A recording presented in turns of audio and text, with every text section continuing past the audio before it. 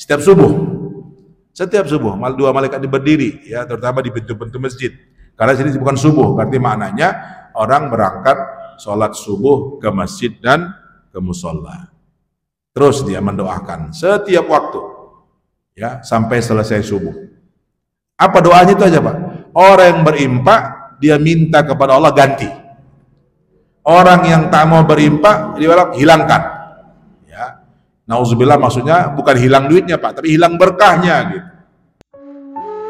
Ya alladzina amanu qu anfusakum wa ahlikum nara wa quduha an-nas wal hijarah 'alaiha malaikatun ghilazun syidad. 'Alaiha malaikatun ghilazun syidad. Jadi neraka itu ada malaikat yang bengis wajahnya. Ya. Jadi malaikat itu bisa dia membuat gembira, bisa membuat menakutkan. Ya. Malaikatun ghilazun syidad. Itu artinya malaikat yang wajahnya bengis, menakutkan. Dan mereka memerintahkan apa saja yang diperintahkan kepada mereka. Ya, itu tugas. Jadi ada yang bertugas di surga, ada yang bertugas di neraka.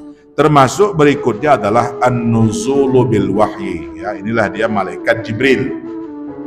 Nah, tugasnya itu hanya untuk menyampaikan wahyu. Sejak zaman Nabi Adam sampai 213 nabi dan rasul, terakhir khatamul anbiya wal mursalin, baginda Rasulullah. Ya, itu adalah malaikat Jibril.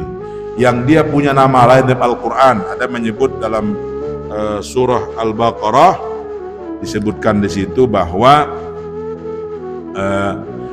disebut namanya Jibril. Ya, Jibril namanya, disebutkan Allah. Qul man kana aduwwan li Jibrila fa innahu nazzalahu ala qalbik bismillah. Disebut namanya Jibril. Kemudian dalam surah Asy-Syu'ara, Allah menyebut dengan sebutan Ruhul Amin, nama lain dari malaikat Jibril. Jadi memang ini menunjukkan bahwa Sayyidul Malaika, artinya kalau bahasa manajemennya, Pak, koordinator malaikat gitulah kira-kira, ya, itu adalah malaikat Jibril, sehingga dia banyak mendapat nama-nama yang lain. Disebut dengan Ruhul Amin, disebut juga dengan Ruhul Qudus. Ya, Ruhul Qudus, sebagaimana surah An-Nahl, ya, disebutkan di situ bahwa qul nazzalahu Ruhul Qudusi min rabbika bil haqq. Nah, jadi ada 3 nama-nama yang disematkan malaikat Allah, namanya Jibril alaihissalam. Lalu kemudian Bapak Ibu, ada malaikat yang ditugaskan untuk berinteraksi dengan manusia dan jin. Nah, ya, jadi artinya mereka berinteraksi dengan kita.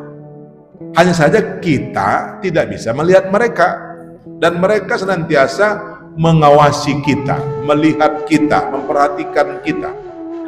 Ya, itu dia kehidupan mereka itu memang bersama kita. Tidak ada yang terpisahkan. Seperti apa? Mengatur angin dan badai, ya, menurunkan hujan, ya, memberikan pemeliharaan terhadap tumbuh-tumbuhan, flora dan fauna. Itu semua adalah tugas-tugas malaikat yang berinteraksi dengan alam, ya, dengan alam. Sebagaimana hadis disebutkan dalam satu hadis bahwa hum malaikat yulazimunal insan, mereka berinteraksi dengan manusia fi hayatihi kulliyah, dalam kehidupannya semuanya. Ya, jadi mereka berinteraksi. Sebagaimana dalam hadis itu disebutkan, inna ma'akum man la yufariqukum. Sungguhnya ada malaikat bersama kamu kecuali 2 hal, dia bilang. Indal khala, ini ketika qada hajat. Wa indal jima', ketika berhubungan intim suami istri. Gitu ya. Jadi kalau suami istri mereka tidak mau berinteraksi dengan kita. Ya. Nah, itu yang disebutkan, mereka senantiasa terus, ya, berinteraksi dengan kita. Bahkan dalam beberapa penjelasan, Bapak, Ibu-ibu, malaikat itu mendoakan orang-orang yang beriman. Ya, makanya kan kita kalau berbicara bilang yang baik-baik saja, tidak boleh bilang yang nggak baik, apapun. Nah, itu sulitnya, Pak. Kalau sudah kita emosi, lepas kendali, keluarlah kalimat yang tak baik. Khawatir kita begitu keluar kalimat itu, malaikat mengaminkan. Ya, jadi malaikat itu mengaminkan terutama kepada orang-orang yang beriman. Salah satunya hadis yang ma'ruf yang biasa diberikan motivasi orang berinfak, bahwa riwayat Muslim Rasul bersabda, "Ma min yaumin yasbah al-'ubad bihi illa wa malakani yad'uani." Setiap subuh ada 2 malaikat yang mendoakan. Apa yang mereka doakan? Yang pertama, Allahumma a'ti mumsikan talafa. Ya Allah, berikan orang yang menahan untuk berinfak itu kehilangan, ya, apa dari yang dia miliki. Lalu yang lain mengatakan, Allahumma a'ti mumbiqan khalafa. Yang memberi diganti, yang tak memberi dihilangkan. Ya, setiap subuh 2 malaikat berdiri, ya, terutama di pintu-pintu masjid. Karena sini bukan subuh, berarti maknanya orang berangkat sholat subuh ke masjid dan ke musola. Terus dia mendoakan setiap waktu, ya, sampai selesai subuh.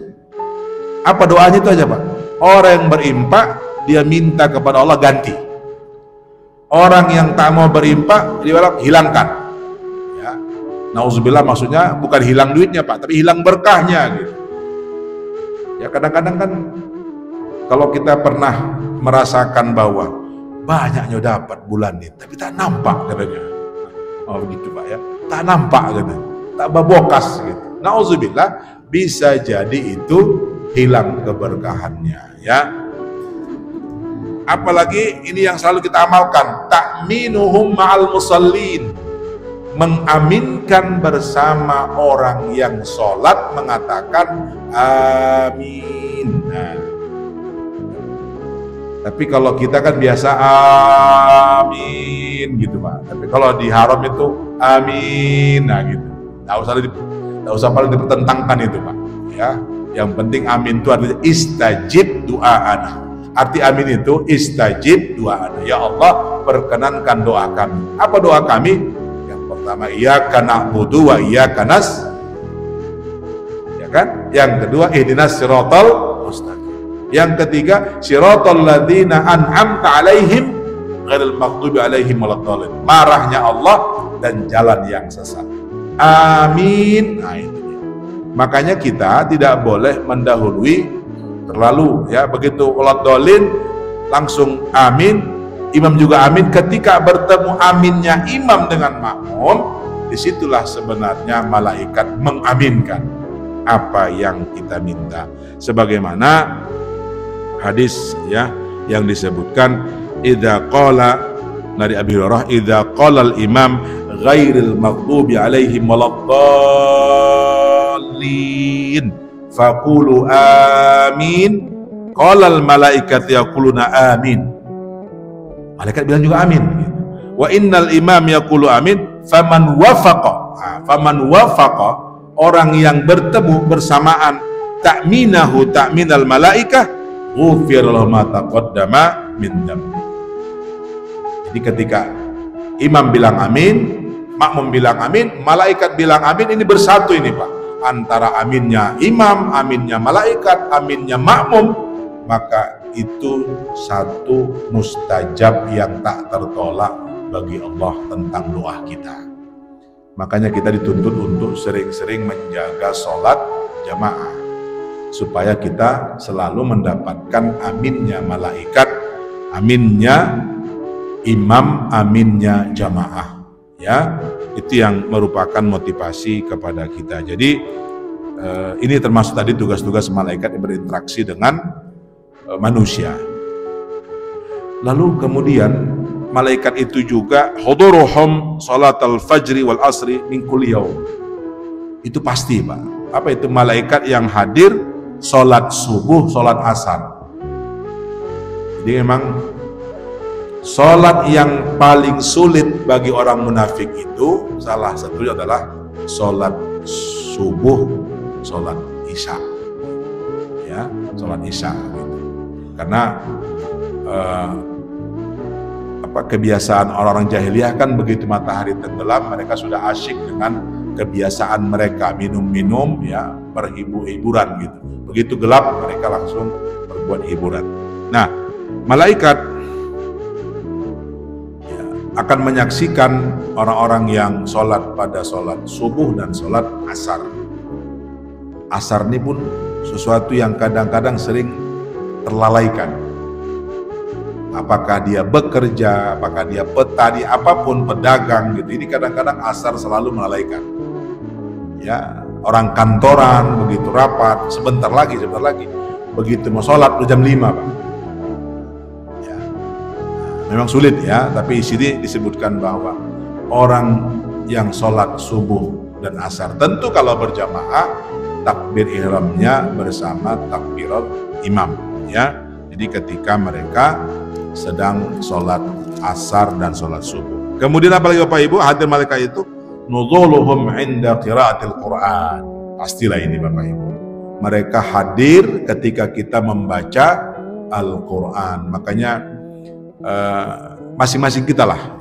Saya tidak ingin terlalu banyak mau berkomentar.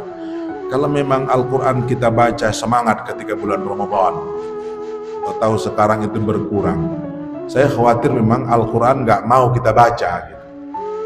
Al-Quran yang nggak mau gitu, sehingga berkurang semangatnya gitu. Saya percaya ketika bulan Ramadan itu motivasinya hebat, tapi setelah Ramadan itu berkurang. Walaupun kita sadar sebenarnya motivasi Ramadan cukup kuat ya, tapi jangan sampai amblas sama sekali lah. Karena kalau kita ingin hadir malaikat, baca Al-Quran.